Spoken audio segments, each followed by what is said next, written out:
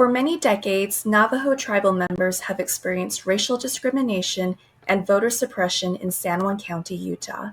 This analysis aims to explain the problem indicators of gerrymandering and reasons for the lack of access to vote in Navajo Nation. According to the Census Bureau, there were just over 7,000 Navajo residents in San Juan County in 2018. This makes up 46% of San Juan County's population from Navajo Nation. Although they make up a large portion of the county, the Navajo have had a minority voice. It wasn't until 2018 that they finally received a majority representation on the county commission. To better understand how history shaped this issue and to what it is today, let's take a look at some of the main historical events and policy milestones. Racial discrimination first began in 1880 when Mormon settlers moved into San Juan County. Fast forward to 1957, Navajos were given the right to vote, but were forced to move south of the San Juan River by the Bureau of Land Management. In 1984, the U.S. Department of Justice sued the county for discriminatory voting practices. This resulted in district elections for 3 county commissioners, with the Navajo packed into one district. In 1986, Mark Maryboy became the first Navajo elected to the county commission. This was a step in the right direction, but having just one Navajo commissioner on a 3-person commission meant he was often overruled when he tried to push funding and support for his Navajo constituents. It wasn't until 2012 when the Navajo filed a lawsuit to redraw the districts according to the 2010 U.S. Census. In 2014, issues came up including closed polling places and Navajo members not able to read the English mail-in ballots.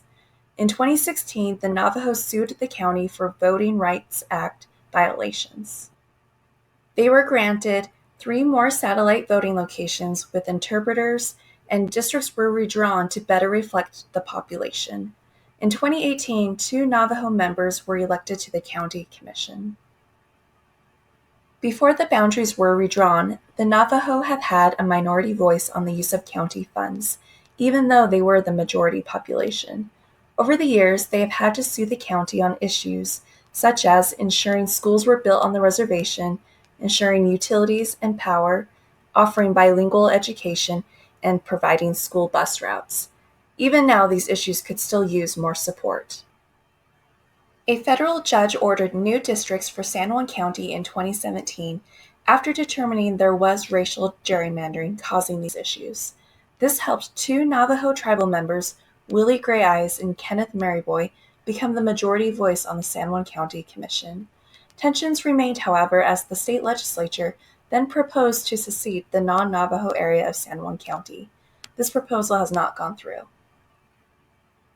Although the issue of gerrymandering has been resolved for now, there is still a need to support Navajo voters in exercising their right to vote. The following are still issues leading to voter suppression for this population.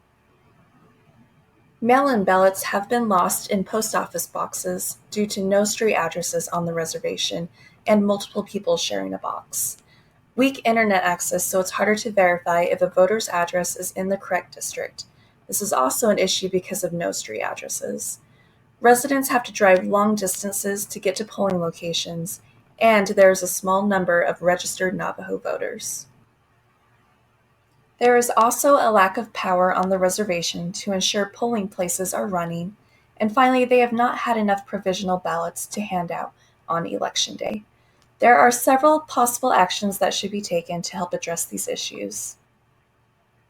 One proposed policy solution is a mobile station for registration and polling to increase the access to vote for Navajo tribal members. During the election season, the mobile station could spend 2 months traveling the Navajo reservation to encourage voter registration. It could then spend 4 weeks traveling as a polling booth for local residents to cast their vote. The mobile polling station would provide ballot information with Navajo-speaking interpreters, a stock of provisional ballots, a backup power generator for electronic votes, and either a strong internet connection or large printouts of Google Earth to confirm where a voter lives to put them in the right district. The mobile polling station could travel to multiple sites in Navajo Nation and make stops at schools, grocery stores, and local events. This policy solution would help alleviate racial discrimination by creating more accessible opportunities for a Navajo resident to vote. It also removes the language barrier in the voting process and helps ensure Navajo voters are being counted in the correct district. This idea comes from the Center for American Progress, which said expanding satellite polling stations would increase Native American voter turnout, and to make sure they are well advertised and conveniently located to be successful. The National Conference of State Legislatures defined this as a vote center and explained the strengths as voter convenience, which could lead to a higher voter turnout. Also, there would be a financial savings of election day costs. Limitations include the lack of a traditional civic experience of voting and voter confusion if the new vote center isn't publicized or communicated well enough, and there is also a need for strong technology and equipment. An example of this type of policy in practice can be seen from the 2014 midterm elections in Arizona, where Pima County hired a tribal voter outreach coordinator to operate a mobile polling site for 2 weeks. This resulted in voter turnout increasing by 300%. Navajo residents in San Juan County have recently taken steps to improve access to their voting rights, but only possible through legal federal action. They will need to remain proactive in order to protect their rights and improve voter access among the Navajo to ensure they have a majority voice in San Juan County.